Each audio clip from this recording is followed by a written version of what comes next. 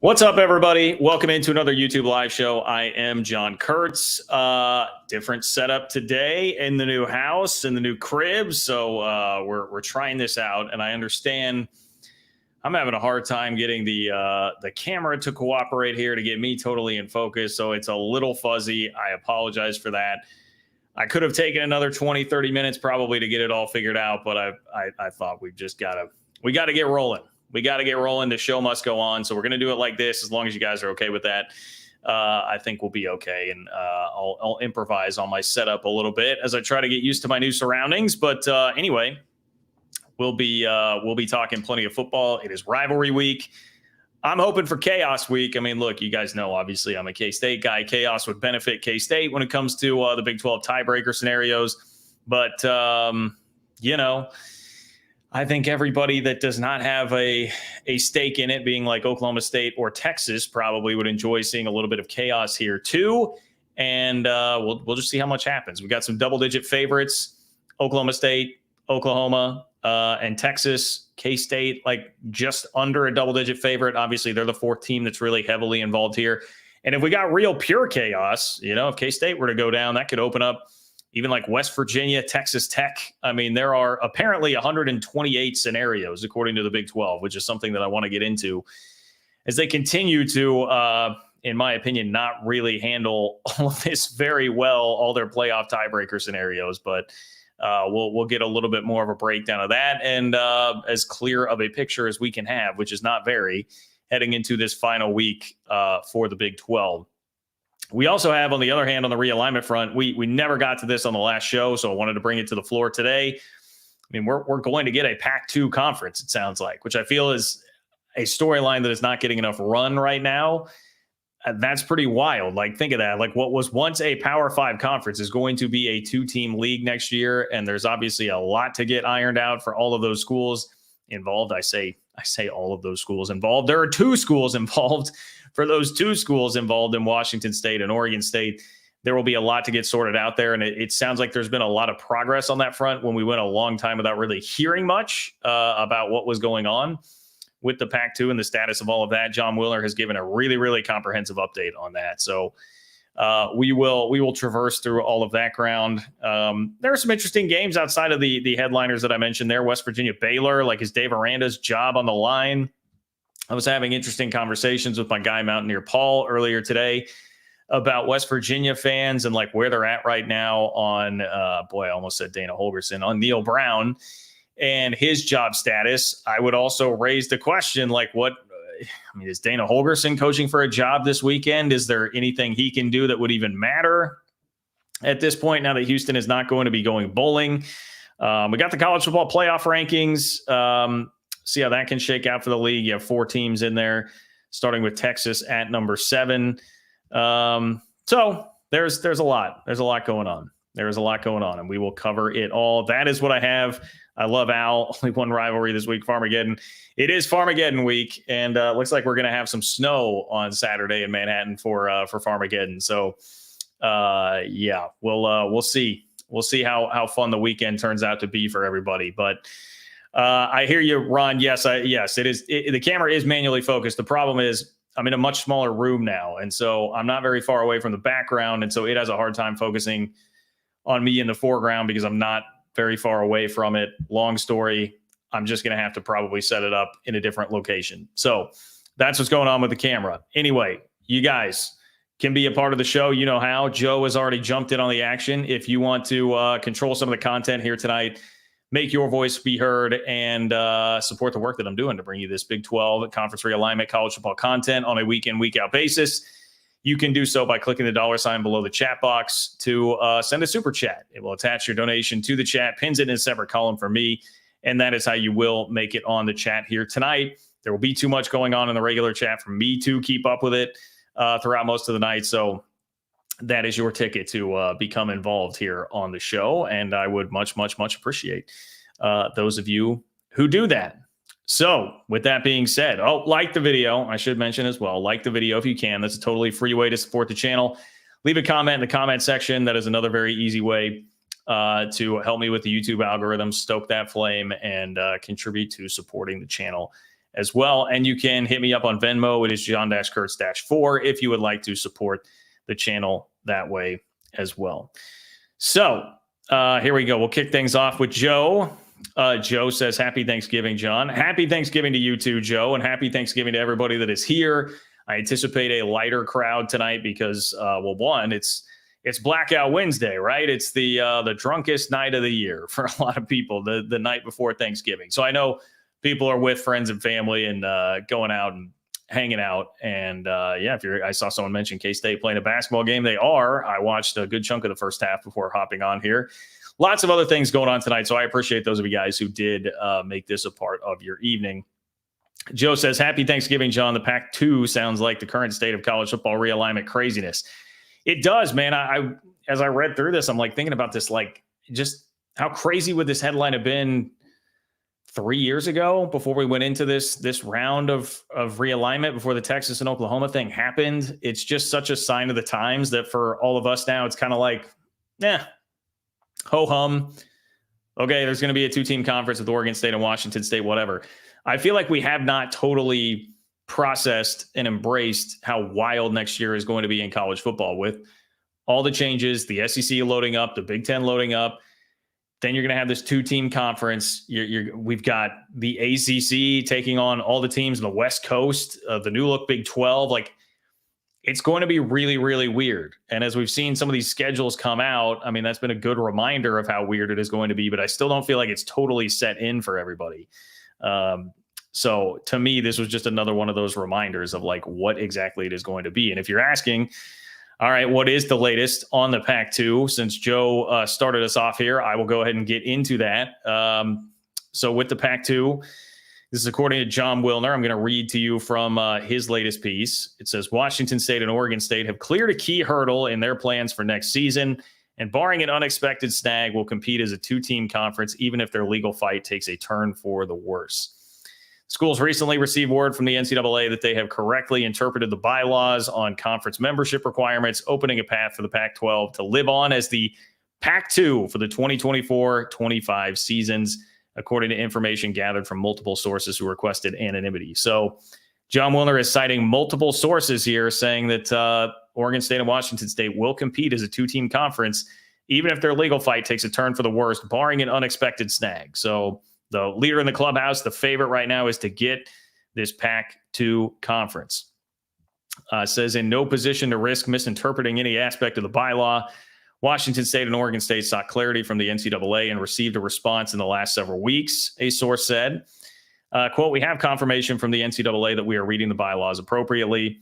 And of course, the bylaw there for the NCAA was that, hey, you can have a little bridge the gap moment where you are a 2-team league.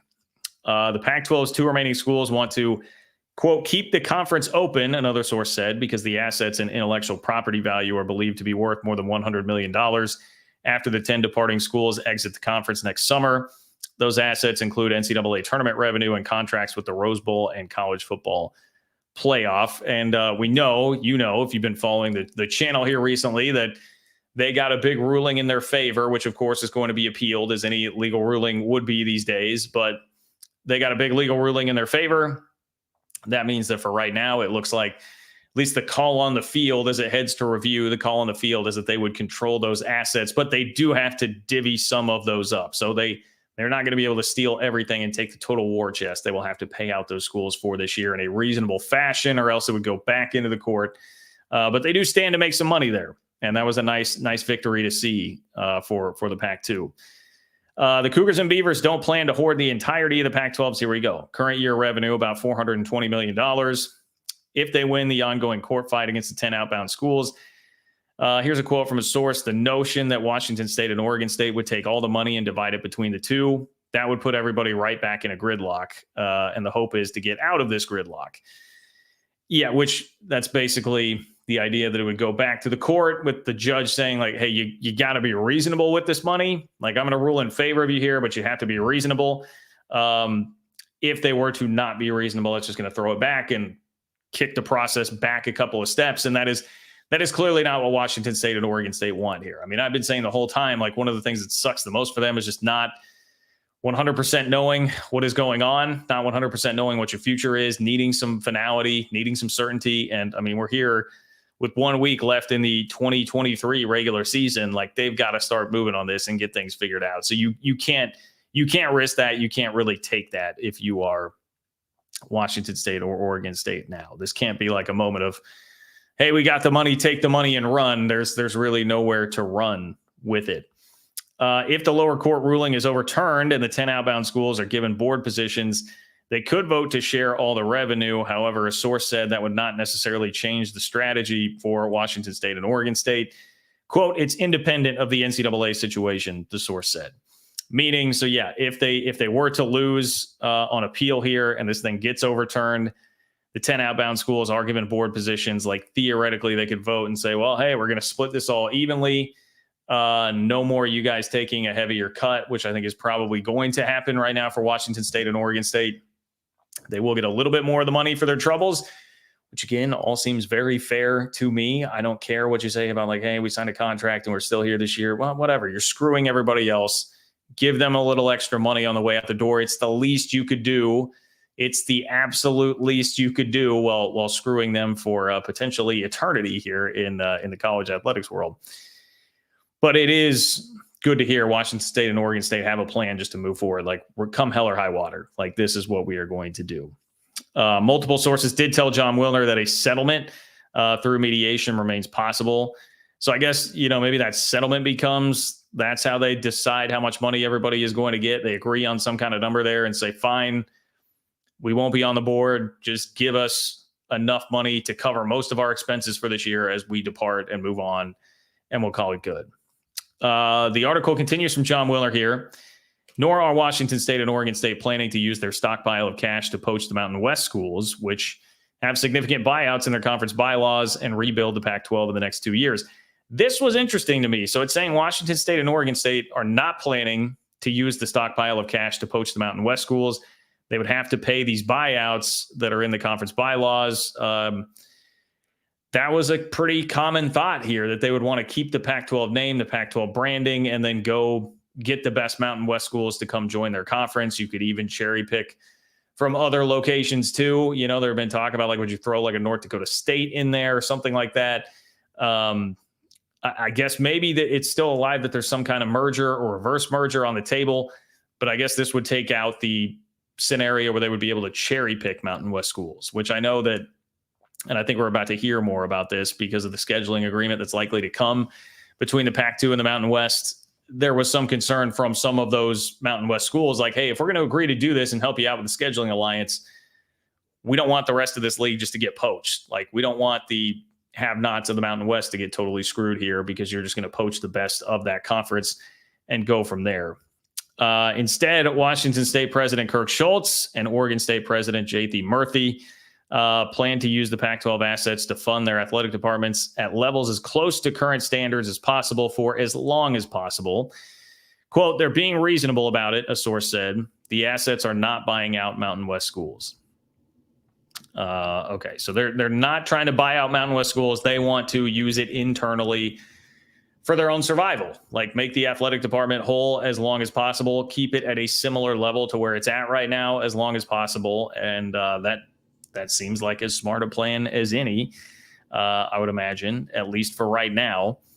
Meanwhile, Washington State and Oregon State are working to arrange 2024-25 competition schedules for their teams, with football as the priority. And this is another part. When I said earlier, like, this is where things get a little crazy, and I feel like we're not all processing how wild and weird this is going to look next year. Here's what we're talking about with Washington State and Oregon State schedules next year. They are close to finalizing a partnership with the Mountain West, in which Washington State and Oregon State would each play 6 or 7 games against Mountain West opponents. So it's like a light conference schedule, essentially, of Mountain West opponents. And then the rest of the schedules would be filled with non-con games that are currently under contract, at least 1 and perhaps 2 games against each other in a home-and-home format. That's interesting. So we might have a home-and-home between Washington State and Oregon State next year, along with them playing Mountain West opponents. And then I do like this. It would also, the schedule include their traditional in-state rivalry game, Oregon State against Oregon and Washington State against Washington. A source said those century-old matchups have value to media partners and are close to being finalized. I'm sure they have value to media partners, and that's another part of this whole equation too, is like where are these games going to air? How are you going to be able to see these games? Like what kind of a visibility problem will there be for this? But I guess perhaps the Mountain West can help out if you're going to have 6 or 7 games against Mountain West opponents. But I do like that we're going to at least get those games, because as we head into rivalry week right now, that's another great reminder. It was like, man, we got an awesome civil war on paper between Oregon State and Oregon, and we've got a really awesome Apple Cup with Washington State and Washington. I realize maybe not quite to the level with the Apple Cup, but Washington hasn't really been blowing people out this year. I think Washington State has a chance to be very competitive in that game. And they're just always really fun, great parts of the tapestry of college football here at the end of the year. I mean, it sucks to think about losing them potentially. So I love that they are going to be played apparently next year. And for the situation that Wazoo and Oregon State were in, I mean, that seems like a pretty good scenario as far as their schedule goes. I mean, if you're getting home and home, so you're going to play either Oregon State twice or Washington State twice, that's a fairly quality opponent. If you're going to get to play your rival, Oregon or Washington, that's obviously a quality opponent. I would think you'd have to be pretty okay with getting that and then just combine it with whoever was on your non-con. I don't know who they have. I'd have to go look that up. But if you had somebody with some teeth to it in the non-con already anyway, another Power 5 opponent, then you fill it out with some Mountain West. I mean, that's it could be a lot worse. I guess I would put it that way. It could be a lot worse. We got a report from John Canzano in here from Jon Wilner. Everybody remembers him, I'm sure. It says Oregon is working to clear its schedule to play Oregon State on September 14th, 2024. According to johncanzano.com, well, Washington currently has an opening on the same day. So they would be early season Apple Cup and Civil War Platypus Cup, whatever they're calling it now. You get early season matchups between those teams, which is quite interesting too. And again, back to what has been the theme of this whole topic that I've been saying the whole time. It's that we haven't processed how weird all of this is going to look.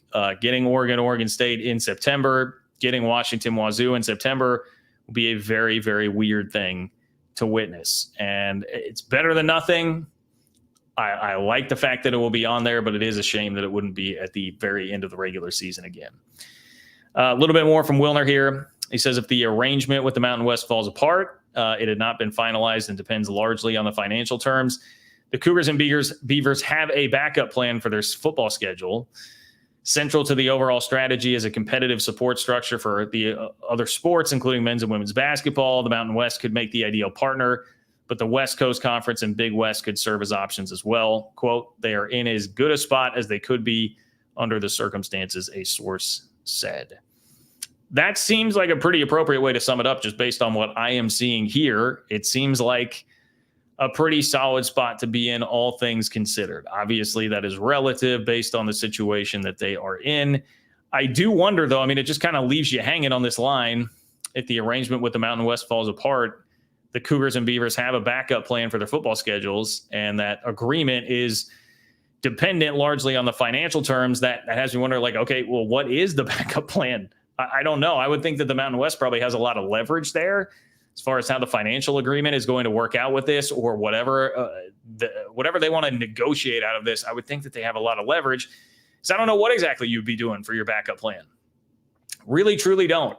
I don't know. That would be a rough situation to be in, trying to figure out what the backup plan is going to be if that were to fall through. Because you can say, hey, West Coast Conference for your basketball schedule. That's fine. That's one thing, and that works out. But you can't go play Gonzaga in football. So, St. Mary's ain't walking through that door in football. So I don't know what they would be doing there. That'd be a tough thing to pull off last minute. So I hope it works out for them. That seems like a decent spot. And I also really hope, do we get like Pac-2 branding? Will they call themselves the Pac-2? Does it just stay as the Pac-12?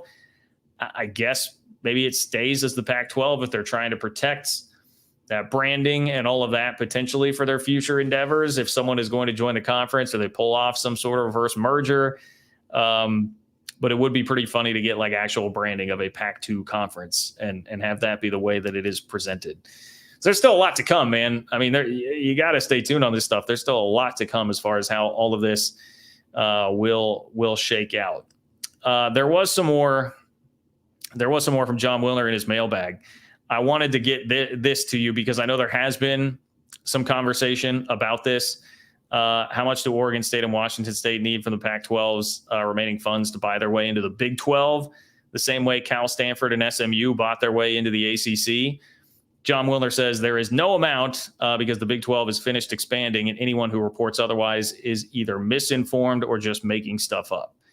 So he says no chance that Oregon State and Washington State can get into the Big 12. And the question was asking, like, is there a way Oregon State and Washington State can build up enough money with this war chest that they could go a couple of years without taking any cut from the TV money, like what Cal, Stanford, SMU have done to get into the ACC? And the answer there is no from Jon Wilner, who is as connected as anybody in the Pac-12 world. So somebody I definitely trust as far as that goes. But anyway, there is your Pac-2 update. There is your Pac-2 update. What is going on with that league? Snappy AJ, what's up, Snappy AJ? Snappy AJ says, congrats on the new place. I appreciate that, my friend. FYI, Oklahoma State has won its 53rd NCAA national championship. Hoping we can add a football conference trophy this year too. What is the national championship? I don't know. You're going to make me go look up Oklahoma State athletics because we're too early for wrestling, right? I mean, wrestling's probably just getting going. I don't know actually when the NCAA wrestling season extends to. Was it a cross country or something track? I don't know. Snappy AJ, I don't know. You're going to have to fill us all in on that, what exactly the NCAA national championship is. But congratulations to Oklahoma State. And I appreciate the kind words and support of the channel as always. I do want to talk about some of these Big 12 tiebreakers, what Oklahoma State is looking at heading into this weekend. I will get to that promptly here in just a moment after I address Robert. What's up, Robert? Appreciate you, Robert. Robert says, hi, John. It's been a minute since I could catch this live. Maybe Tech can beat Texas before they go to the SEC like they did to Arkansas in 1991, which I saw at Jones AT&T Stadium. Love that, Robert. Love those vibes. Robert says, please send good vibes. Hey, I'm sending all the good vibes. I'm sending all the good vibes to Lubbock and Austin, I guess, right? Because the game's in Austin. But I'm sending all the good vibes to my Tech friends. I would love nothing more than to see Texas Tech wreck Texas's college football playoff chances here. Maybe wreck their Big 12 championship game chances. Maybe, but I don't know that that's really possible. I believe, now I'm referencing Heartland College Sports here, some work that Brian Clinton did. I believe the scenario that leaves Texas out of the Big 12 championship game, according again to Brian Clinton of Heartland College Sports, it would be that Texas Tech wins, beats Texas, and then Iowa State beats K-State. And somehow the tiebreakers work out then to where you would get a Bedlam rematch in the Big 12 championship game, Oklahoma against Oklahoma State. It would be a three-way tie between Oklahoma State, Oklahoma, and Texas, and the highest placed common opponent is Iowa State. Despite OSU being the only team with a loss to ISU among that group, it appears the Big 12 would still find a way to give OSU the nod. I don't know. Okay. I don't even totally understand that explanation. And he kind of even admits, like, I'm just as confused as you are. So who knows? And that's the problem with going back to what we talked about on Sunday, the way the Big 12 released their explanation of tiebreaker scenarios. It was if Texas loses on Friday and 2 or 3 two-loss teams win among K-State, Oklahoma State, there will be 3 or 4 teams tied for Big 12 championship berths. Multiple scenarios exist in this circumstance contingent on which teams remain in the tiebreaker pool, where they're basically saying, I don't know, there's so much that can happen. We have no idea. I heard a really, really interesting conversation about this locally on Sports Radio 810. I will shout out my guy, Todd Lebo, who I once interned for way back in the day, but I heard him filling in for Soren Petro this week. And he mentioned that he reached out to the Big 12, and Todd does a great job, like, reporting on the Big 12. He's on the conference calls. He's going to conference-wide events when they're happening. And he reached out to the conference and said, like, look, what, as far as I can tell, it appears that Texas is guaranteed a spot. Like, they're in no matter what happens here. And what is the scenario? He asked them, what is the scenario in which Texas does not make it to the Big 12 championship game? And he was given a response that was the same thing that we just read, right? The release that they put out. And then when he followed up and said, no, I'm asking for like the specific scenario in which Texas would be left out.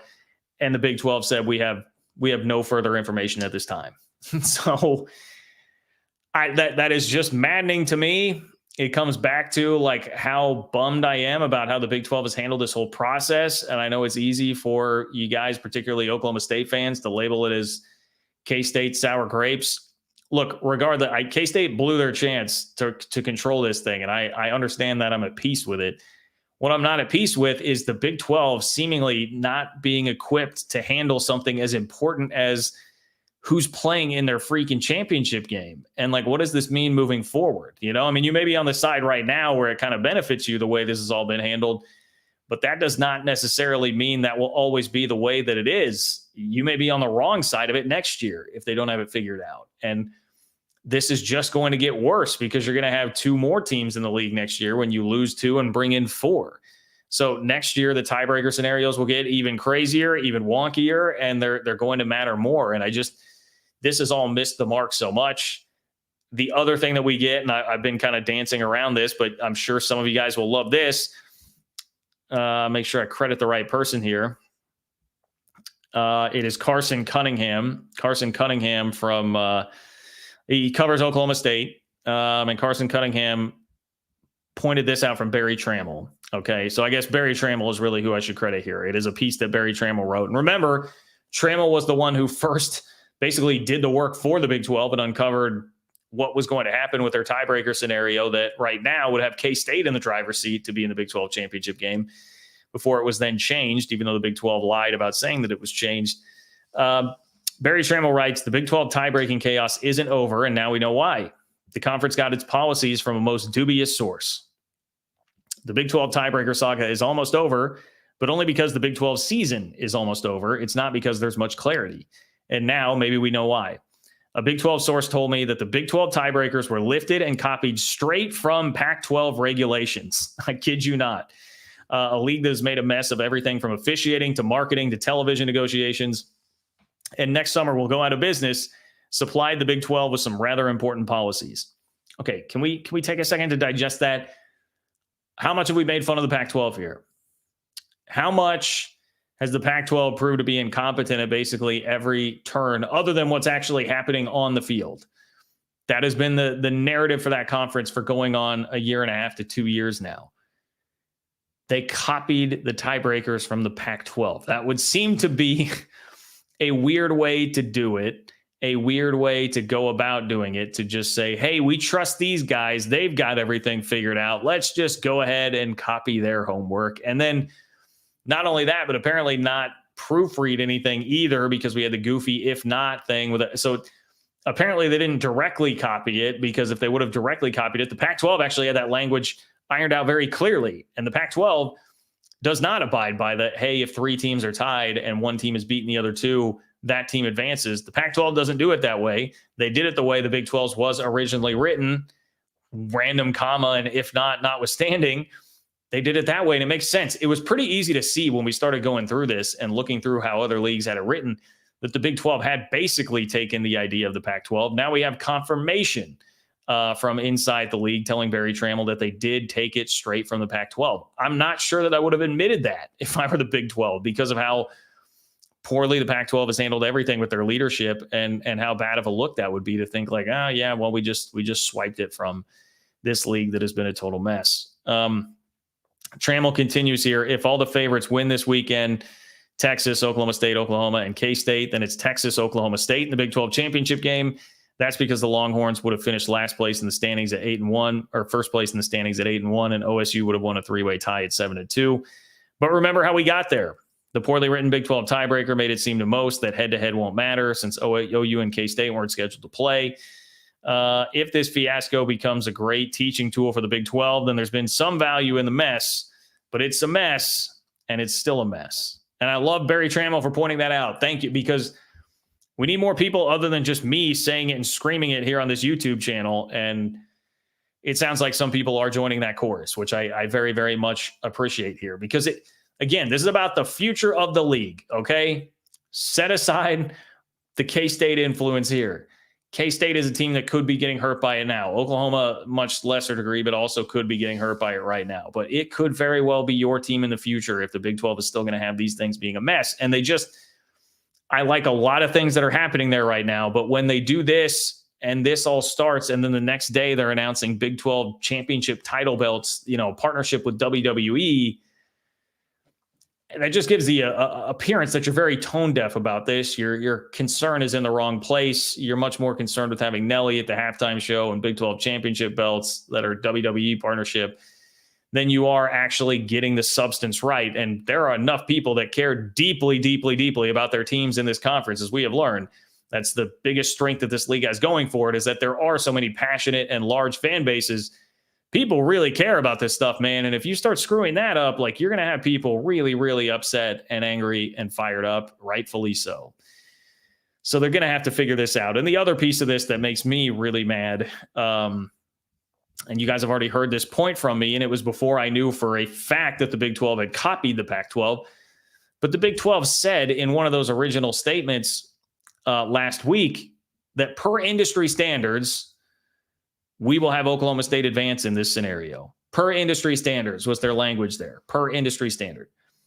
It's not the industry standard because the Pac-12 does not do it that way, and you directly copied their rules here, their tiebreakers. We now know you directly copied it, but apparently didn't realize that the Pac-12 doesn't do it the way that you just did it, which would mean that it's quite literally not the industry standard because the Pac-12 does not do it that way. So it's just more lying. It's just more lying and gaslighting from the league. It's just amazing. It's amazing to me that we're in this position. They do so many things so well. This is BS, and they've got to get this figured out and instill some trust in everybody moving forward. Because I don't like what this could potentially signal for the league after it. But anyway, I know a lot of you are sick of that. I get it. I guess if your school is not involved in it, if you're not wrapped up in it, I understand why you wouldn't care as much. But I still think it's something to keep on your radar, because if it's not your team today, very well could be your team tomorrow. Also, one last note here on the tiebreakers. This is a little bit more on the fun end. But Shahan Jayaraja from CBS Sports spoke to a Big 12 official who told me that as many as 126 outcomes technically remain that could conceivably leave up to 7 teams alive for a berth in the Big 12 championship game. Most require Oklahoma, Oklahoma State, and K-State all to lose. That's why they released a limited amount. And that makes sense. If you're going to have to get Oklahoma, Oklahoma State, and K-State all to lose, all as 9+ point favorites, I believe the lines in those games range from 9 to 12.5. No, Oklahoma State was a little more. 12.5 was Texas and Texas Tech. So it's 9 to 15, 16 as far as the lines go there. You'd have to have 3 of those teams lose all in the same weekend. That's pretty unlikely. So I do understand on that standpoint why they wouldn't be releasing every single thing. But I would hope that if someone asks you a specific scenario, hey, give me the scenario where Texas is left out, I would hope that the Big 12 could just say, all right, bam, spit out a handful of scenarios there, because it wouldn't be very many. A handful of scenarios there where that could happen. And it should be pretty easy. There's a guy out there who built a website that would just run all the results through and pump out based on the Big 12's tiebreakers, at least the way they were originally written, would pump out who would make the championship game. If they can do that, the NFL is great about this with playoff scenarios, hey, here's X, Y, and Z needs to happen for such and such team, and they'll send it out to everybody. Clearly there are ways to do this. It's just also clear the Big 12 has not chosen to invest in that. And I think they're missing the mark on that, because I think that's a really, really important piece here of this. You would not see, for instance, this happen in the SEC. You would not. The SEC will get it figured. Their tiebreaker thing, I bet you that will be ironclad. They will have the NFL model ready to go, releases out with everything that needs to happen.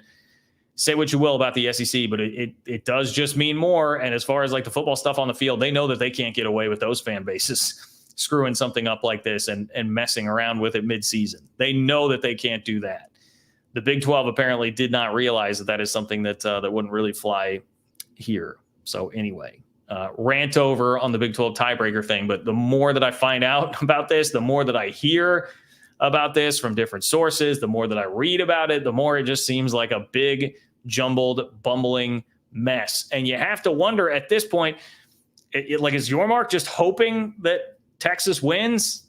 I mean, at the beginning of the year, it was all about, hey, Texas Tech, you got to take care of business. I'm going to be there. But, like, I don't know. At this point, it kind of seems like the Big 12 would just be hoping that Texas wins and they don't have to get into all of these crazy tiebreaker scenarios. Or I guess they're also hoping that they don't get BYU, TCU, and Iowa State to all win. That would also produce one of those nightmarish sort of scenarios for the league. Alan, thank you, Alan. Thank you for being here. I appreciate you, my friend. Thanks for hanging with me tonight with some camera difficulties, getting used to the new setup here at my new place. Alan says, John, thanks for all the great shows. Cheering for KU, Texas Tech, and TCU this weekend. What's your projection on the Big 12 race 1 year from now? Who are the contenders? Bulls and Big 12 basketball coming. Rock Chalk Jayhawk. Alan, well, congratulations on the Hawks win today over Tennessee, Alan, rebounding from the loss to Shaka and Marquette. Boy, Big 12 race 1 year from now. I mean, it's hard to discount Utah, especially now that we know Cam Rising is coming back. Weird year for him. Never really recovered from that serious knee injury that he suffered in the Rose Bowl, which sucks. I mean, it's a bummer that that's how it worked out this year, but it seems like Utah fans probably will be relatively okay with that if it means that they're getting this extra year of him with him coming back next season. They're just, I mean, even without that, I would have said that you've got to put them in contention there because they're just so damn consistent. Kyle Whittingham is too good. You know, I mean, you think about like a Mike Gundy sort of situation where it's, you know, anytime you start to count him out or think that there's not going to be enough there, the guy figures out how to get it done. I think Kyle Whittingham is much the same, except probably functioning on a slightly higher level even than Gundy right now. So they're going to be there. I think I'd have to really go parse like the Oklahoma State roster and see what's going on there. I mean, Alan Bowman's been in college for like 100 years, right? So there's no way that he's going to be back. And I don't know if that would really be the greatest thing in the world anyway for Oklahoma State. Nothing against Bowman. He's been fine, certainly adequate since they got things figured out and rolling. But like, yeah, the dude's been in college since 2018. Anyway, yes, I would have to really go look at what Oklahoma State's roster is going to be. But again, I think because of Gundy, you have to kind of just put them there. Kansas will certainly have a chance to be in contention. I think their roster is really interesting because like Devin Neal, which by the way, complete BS that Devin Neal got left off of he didn't make the cut for the Doak Walker semifinalists. Like, come on, Devin Neal, K-State had played 6 running backs that were on the Doak Walker semifinalist list. And Ollie Gordon is the only one that has an argument as being better than Devin Neal. None of the others in any way, shape, or form have that argument. So what Neal decides to do, I think, will play a very large role. The other thing is just going to be like Jalen Daniels' health. Like, we're at a point now where we've seen this for 2 years in a row. There's no way I can just say, oh, well, Jalen Daniels is coming back. Kansas is going to be phenomenal because he'll be there, you know, the entire year. We thought that this year. That was the narrative this year, right? He's going to be healthy this year. Sucks that they lost him for an injury last year. And then what happened? I mean, he played like less than a month and then all of a sudden was out. So the Jayhawks will have some things to iron out there. I know they have some other guys that will have decisions on whether or not they're going to come back. But again, coaching, best coach at Lance Leipold is good enough that you'd have to say, I think they will be in the mix.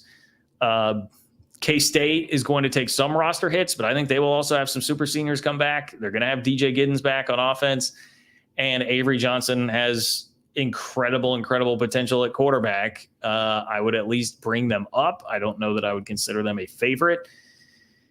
Oh, Arizona. As I look down, I peek down and I see I've got Bear Down Cats coming up here. Like, dude, how can you not look at what Arizona is doing right now at 8-3 and think that they wouldn't be in the mix too? So that's another team out there. Arizona's very young and has been playing tremendous football in the Pac-12 this year. So that's a pretty good group, like where I think I would start. I hope I'm not missing somebody obvious, but what do we got? We have Utah, Oklahoma State, K-State, Kansas, Arizona in a group there of teams that could all be contenders. I mean, I'm not buying Colorado making some massive jump this offseason. Obviously, Baylor's had a lot of success, but they're in a really rough spot right now, and we'll see what happens with Dave Aranda. TCU went to the national championship game last year, but may not even make a bowl this year. I don't know. I'm pretty skeptical of Sonny Dykes long term there. So that's probably the list to me, but that's a really good question. That's a really good question. And I appreciate your support, and I appreciate that question, Alan. That was a good one. I had fun with that. Snappy AJ. What's up, Snappy AJ? Snappy AJ says the confusion about who will play is embarrassing no matter who gets in. I just hope neither OU or Texas win on their way out, and like K-State's chances against Texas more than Oklahoma State's. 53 was cross country. There we go. Okay, cross country. Nailed it. I'm proud of myself, Snappy AJ, because I went and looked at the website real quick, and I was like, oh, well, I see a cross country thing there. Cross country. Shout out to Oklahoma State for getting that cross country natty. K-State's chances against Texas more than Oklahoma State. I think the only thing I would say to that is that we have found out recently, like, it is hard as hell to run the ball on Texas. Maybe saying found out recently. I personally saw it up close and personal because K-State had been running the ball on everybody and struggled massively to get much of a ground game going on Texas. Like, Devondre Sweat is just a freaking beast in the middle there. Iowa State rushed for 9 yards, and I know they haven't been like the best rushing offense this year, but they rushed for 9 yards on Saturday against Texas. It's a really hard thing to do, and it's, if we're going to talk about this Texas game, it's the main reason that I really have a hard time seeing it, is because I think it will be really hard for Tech to get Taj Brooks going, which is something that they have to have happen if they're going to be successful. Like, Texas has just been so stout against the run. That defense is legit. So Oklahoma State obviously is going to rely on Ollie Gordon. Texas probably can at least slow that down. And then is Alan Bowman going to be able to beat Texas? If it's coming down to Alan Bowman, Quinn Ewers, I think Texas does have a fairly healthy advantage there, especially as Ewers continues to get more and more healthy. So that would be my analysis of it, and why I think, there is a part of me that would tend to agree with you on that. I think K-State, I would trust in the passing game a little bit more at this point, and that has come along. It's gotten better, I think, for K-State here lately. They're getting more guys involved, more weapons, Jace Brown, Keegan Johnson, to go along with Ben Sinnott and Phillip Brooks. So I'm feeling better about that. And we already saw, K-State take Texas down right to the wire, but in fairness, that was Malik Murphy. That was not Quinn Ewers. That was getting some real gifts from Murphy, who was handing those out every single week like it was Christmas. So it's debatable, but I think that would be the point that I would make, is like, will Oklahoma State be able to run the ball enough on Texas to truly make that a competitive game? And that is what we're most likely looking at, everybody, in a Big 12 championship scenario, is Oklahoma State against Texas. Obviously, if both of those schools win, they will be in there, but there are a lot of scenarios that still get them in. Even if Texas Tech were to beat Texas, but then Oklahoma State, and K-State all win, you would still get Texas, Oklahoma State in the Big 12 championship game. If you had a scenario where Iowa State beats K-State, then you would get Texas and Oklahoma State in the championship game if all the other favorites win there. So lots of scenarios here. I think I just said Texas Tech beats Texas, TCU beats Oklahoma. You would get Texas, Oklahoma State in the Big 12 championship game.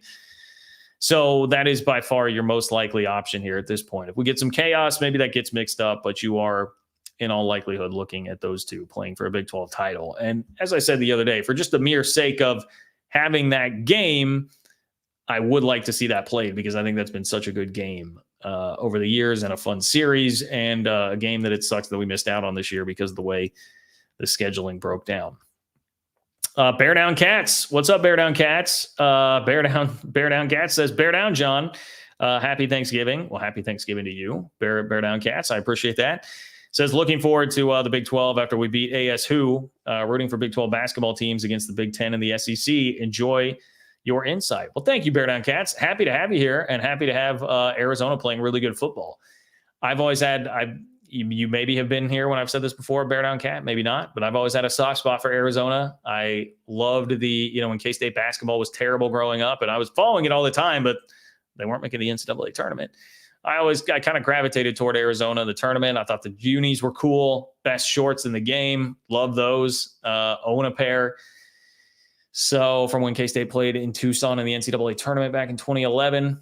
So I've got a soft spot for Arizona, and I like that they're playing good football. So I'm here for it. And yeah, that's right. We've got Territorial Cup. I would think that Arizona's got to be a heavy favorite there. I know in a rivalry game, you can kind of throw out the records, but I would think Arizona wouldn't have too much of a problem with that. And it's been just remarkable progress that Jed Fish has made with that program in a very short period of time. So you start thinking about like the coaches that are going to be in this new league, man. I bring it up every year with the coaching carousel. It's like people will say, oh, the Big 12 sucks. Football sucks in the league. Football sucks in the league. But every time you have major openings coming up, you get a list that'll include like 3 Big 12 coaches in it. And now you're going to have like Jed Fish to go along with Chris Kleiman, Lance Leipold, Mike Gundy, Matt Campbell. Lots of really good coaches in this league. Sonny Dykes has been to a national championship game, regardless of my skepticism of him. He has been to a national championship game. So Gus Malzahn, been to a national championship game. I mean, there are some really good coaches here. You know, one thing that I didn't get to, we missed this earlier on the coaching carousel front. Did anybody else catch the bit about Gus Malzahn at Arkansas? So Sam Pittman is going to be back at Arkansas. The Arkansas athletic director has confirmed that, but this was from ESPN. ESPN's Adam Rittenberg said Arkansas was highlighted as a potential spot with a job opening in the near future, and Arkansas boosters have reportedly been eyeing Gus Malzahn as the replacement for Sam Pittman for years. For years. So ESPN's Adam Rittenberg says Gus Malzahn has been sought after at Arkansas for years if they were going to get rid of Sam Pittman.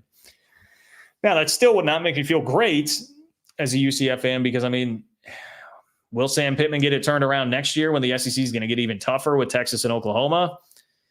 Doesn't seem crazy likely, but I don't know. You know, he did have some success earlier on in his career, but that one, and look, from a fit standpoint and like what would make sense if I were an Arkansas fan, I totally get it. I get why Gus Malzahn would be attractive there. I think Malzahn's a really good coach. Obviously, he knows how to get it done in the SEC. I think Auburn is such a hostile, unhealthy place to be sometimes that they probably pushed him out a little bit too soon. And now he's done some good things at UCF. If John Rice Plumlee stayed healthy throughout the year, I think UCF probably has another win or two, and it looks a lot better if you're going like 7-5 your first year in the Big 12. I think that would be, a lot of people would look at that and say, hey, that's pretty good to make that step up and do that.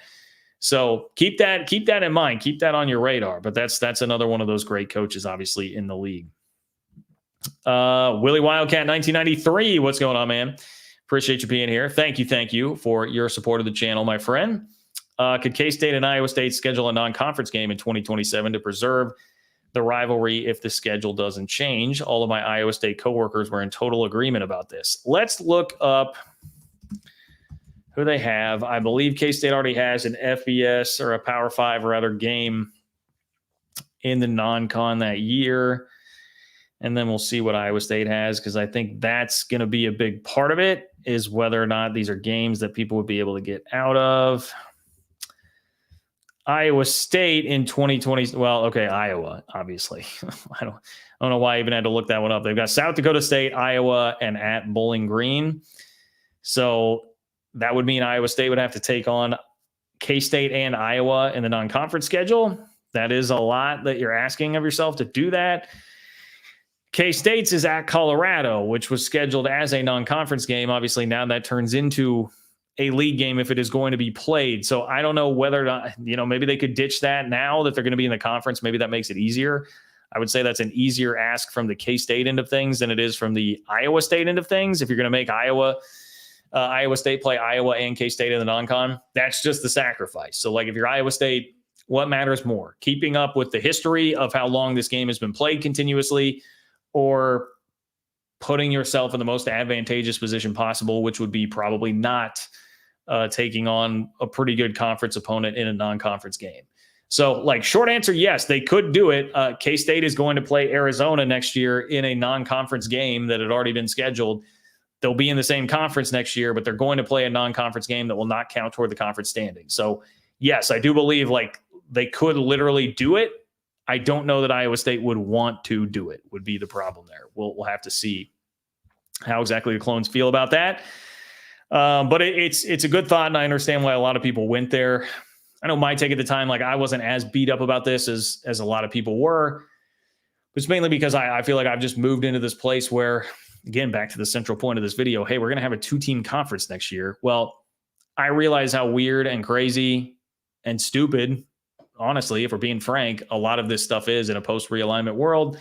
So I've just kind of given up hope that we were going to keep all of these sorts of traditions going. Like I've been kind of worn down by it. I've accepted the reality and just like, hey, we got to move forward with what it is. And so I had kind of already in my mind put in place like, hey, these things are going to happen. And you're at least getting it 3 out of 4 years. It's not like the worst thing in the world. But I understand too the other side of it and being very fired up about it. And as a K-State fan, I would say, hey, yeah, ditch Colorado. They're going to be a conference opponent. Ditch them on the non-con. Go get Iowa State on the schedule, play that game. I would welcome it if that's going to be your Power 5 opponent that year. I'm totally fine with it. Just see what Jamie Pollard and Iowa State would want to do. Cat fan in Olathe Northland, a.k.a. Daniel Osborne. Oh, hey, all right. Changing it up a little bit. Olathe Northland. Daniel says, happy Thanksgiving, John. What are the Cats' chances against Iowa State this weekend? Go Cats. Hey, I appreciate you, Daniel. Thank you for being here and your support of the channel, as always, my friend. Happy Thanksgiving to you, too. I would say there are a couple things at play here. I think the biggest factor in the game will be where is K-State's head at, because and this should be, I understand Kansas fans will hear this and be kind of flattered, and they probably should be. Like, Kansas commanded enough respect this year and was chirpy enough about how much that football program had improved, that was a game that meant a lot to K-State. And Chris Kleiman made an accurate point saying that it was like a signature win for the season. And that is correct, because before that, if you're going by computer rankings, the best win had been Troy. You know, it was a lot of beating up on Houston, Texas Tech, TCU. It did not have really like a signature win. They got that with Kansas. They celebrated a lot. Now, can you rebound? Can you get focused? Do you have the same energy to bring here into a game where by the time it kicks off, in all likelihood, by the time the game kicks off, K-State will know that it is eliminated from Big 12 championship contention. That is crappy part of the timing of this weekend. They're playing at 7 o'clock on Saturday. The 2 games going on Friday will probably tell you all that you need to know. And there's a very, very good chance that K-State will know by the time that game starts that it's not going to mean anything as far as their Big 12 championship hopes are concerned. So the only thing then you're playing for, the rivalry, obviously pride. You want to preserve the possibility of another 10-win season, back-to-back 10-win seasons. Like, there are things there, but it's not quite the carrot that, hey, you might make the Big 12 championship game would be. So I worry about where K-State's head will be at after expending a lot of energy in a very emotional, draining, come-from-behind rivalry win on the road in a very charged-up atmosphere last year. Now, having said that, K-State's been excellent at home. They're winning games by an average of 33 points per game at home. They have not had many problems being there this year. Also, if it's going to snow, usually I think you would think like, oh, well, that would suit Iowa State. But Iowa State's actually a little more reliant on that passing game this year than in years past. And so if it's going to limit the passing games, I think K-State has a better running game than what Iowa State does. So I almost think that would favor the Cats a little bit. In the end, these games in the series have generally been so close between K-State and Iowa State that I have a hard time seeing it being much more than a one-possession game. But I do think K-State being at home has a pretty significant advantage there. So I'm thinking 7 to 10 point K-State win is I think that's what I predicted on 3-Ma. But I think Iowa State is plenty good enough to make that a really close game, especially considering the situational spot that K-State is in right now. So that is my analysis. Daniel. Appreciate you being here. Thank you for your support of the channel as always. Hope you have a wonderful, wonderful Thanksgiving with you and your family. Cyclone Steve. What's up, Cyclone Steve? Okay. Cyclone Steve. I love it. Cyclone Steve's got it all figured out here on how Iowa State gets into the Big 12 championship game. I think that it's like Iowa State, West Virginia, Texas Tech that would also be potentially involved here. So Iowa State wins. TCU beats Oklahoma. BYU beats Oklahoma State. Texas beats Texas Tech. Houston beats, oh God, who's Houston playing? Why I can't keep track of all these damn games. You need Cincinnati and Baylor to win as well. Baylor, that would be an upset. My apologies that I blanked on the Houston thing, guys. UCF, that's right. Houston, UCF. You would need Baylor to beat West Virginia. And then all of a sudden, that's all it takes. And Iowa State would be in. I'm going to rattle off to you the point spreads on these games to emphasize how much it is that Iowa State needs. You'd have to get Cincinnati as a 6-point underdog to beat Kansas. You'd have to get Baylor as a 9.5-point underdog to beat West Virginia. BYU as a 17-point underdog to beat Oklahoma State. Houston as a 13.5-point underdog to beat UCF. Iowa State as, well, now I'm seeing 10. Iowa State is a 10-point underdog to beat K-State, and TCU as a 10-point dog to beat Oklahoma. Texas is a 14-point favorite now over Texas Tech, and you would get that one as well. But the other games, that's a lot. That's a lot that would have to happen. But hey, you're technically still alive, Steve. You're technically still alive going into the final weekend of the regular season. But once again, much like the situation I just described with K-State, you may well know by the time the game kicks off. In all likelihood, you will know by the time the game kicks off that would not be on the table. But I digress. You know what, Steve? Steve, I got to give you credit. Thank you for doing the work. Thank you for doing your homework. You've done more work than the Big 12 has this entire 2-week period.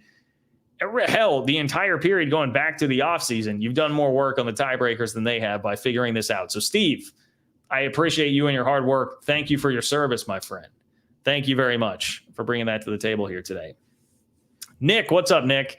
Nick, I appreciate you being here. Thank you very much for your support of the channel. Always love chatting with you. Nick says, as a fan of the team that's benefiting from Rulegate, I do think it's a bad look to change things up midstream. That said, it's a dream to have a chance to send both Oklahoma and Texas off with an L. Must take care of business Saturday. Yeah, I hadn't thought about that angle for Oklahoma State. That would be sweet. You've already got endless scoreboard in Bedlam by winning the last Bedlam that's on the schedule this year. And then you've got a chance to go not only win a Big 12 championship, but do it by beating Texas, like ending Texas's playoff hopes, ending their Big 12 championship hopes, sending them out without a conference championship for the last 15 years of being in the league.